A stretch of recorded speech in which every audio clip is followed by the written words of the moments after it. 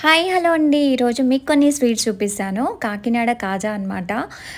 ఇదొచ్చేసి పూతరేకులు. కాకినాడలో చాలా ఫేమస్ కదా! కోటయ్య కాజా. అక్కడి నుంచి అన్నయ్య తీసుకొచ్చారు. ఎవరంటే మా ఆడపడుచు వాళ్ళ హస్బెండ్. మొన్న బోనాలకి రాలే అన్నయ్య. కాకినాడలో కొంచెం వర్క్ ఉండి వెళ్ళాడు. ఇది కాజా అంట. ఎంత జ్యూసీగా ఉందంటే అసలు చాలా చాలా టేస్టీగా ఉన్నాయండి.